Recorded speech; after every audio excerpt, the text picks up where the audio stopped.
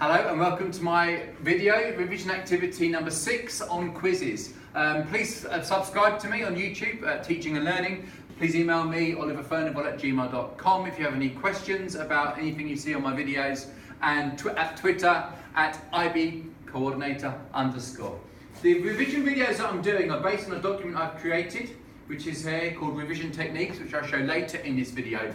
Please do email me, oliverfurnivall@gmail.com if you would like a copy. Okay, so for this video, we're going to focus on quizzes. Quizzes, after a bit of work at the beginning, are an excellent way to revise. Really good for knowledge recall, for short and long-term answers, which can be interactive as well as doing on your own, depending on how you like to revise. They can be really active. We'll look later in a bit on how you can do them online, or you could do them yourself, where you can simply set yourself questions and answers in your own room, and then look at your results, and from your results you'll know what you need to focus on later in your revision. So I'm going to show you a quiz here that I created as a teacher when I was teaching a GCSE citizenship back in the UK. The way to create a quiz is that you could do it from either a unit of work or notes in your book, or from a textbook, or from a revision guide that you'd like to break down into a quiz. Questions can be written in a quiz to provide short answers, recalling information that you will need to know in the exam. So as you can see here, I've broken it into different themes, different subsections of themes, and then I've got my questions here.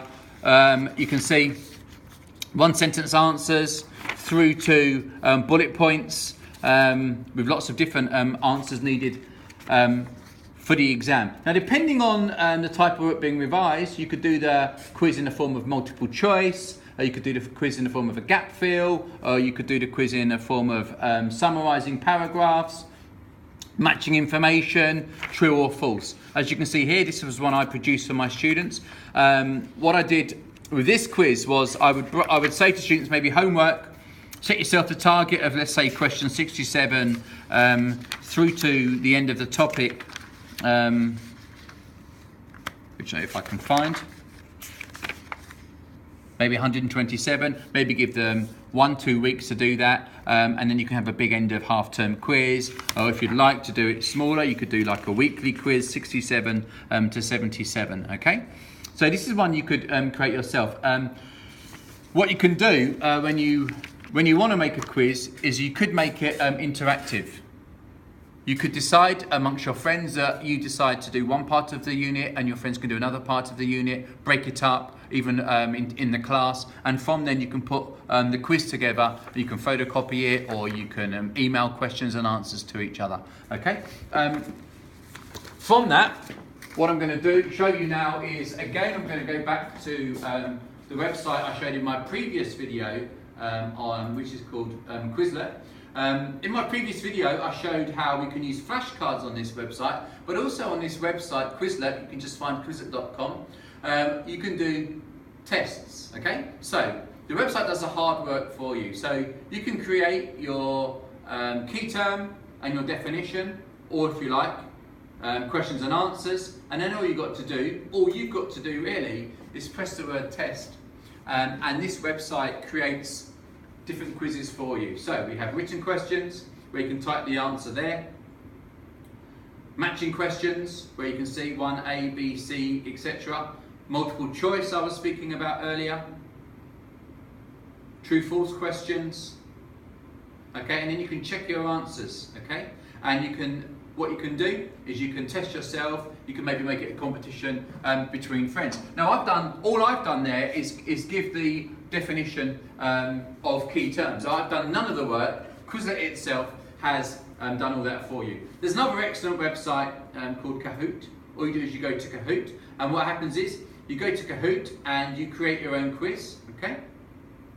So here's my quiz on power and politics. I've just started. How often do we choose our leaders? And what you do there is you choose 4 multiple choice questions here, and I've put, we have an election every 5 years, and I've put the tick there to show that's the right answer. And what happens then is that I can invite my friends to play. I go to Kahoot, and when I press play the quiz there, Kahoot itself will give a code, okay? Let's do player v player. Kahoot itself will give a code for this quiz, and when that's been done, I can invite people to play. It will give a number there, which the player simply puts in there, and then the game starts. And that's an excellent way for you to create your own quizzes. So looking at my revision techniques booklet, if you look down here at quizzes, it gives you an idea, a summary of what I've said about how you can create your quizzes.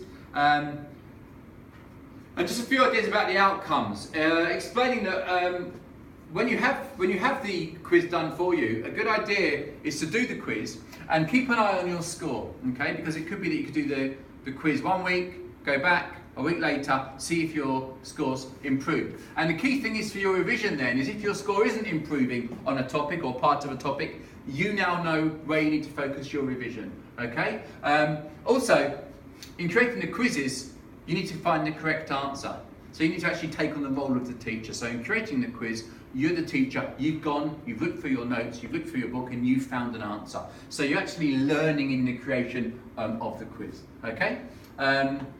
In grading quizzes for your friends or even yourself, you're revisiting the mark scheme, you're revisiting the right answers, okay? So really the quiz, the actual process of making the quiz is you're looking at the content you've been given and you're hopefully remembering the content as you create the quiz. And as you go through the quizzes, you can keep going time and time again back to them until you find that you really an expert on the part of the topic you're learning. And if you're not an expert, what you do is you understand, okay, I'm not too sure on this part of politics, I'll go to the textbook, I'll have a reread, and a day or two later, I'll retake my quiz. And when that's achieved, you can set yourself new quizzes. And as I said, look at the websites, Quizlet, Kahoot, and share them with friends, and then friends will share them with you, and you can make it competitive, and you can build your knowledge through quizzes. And hopefully this will be a good way to revise your exams. Thank you for listening.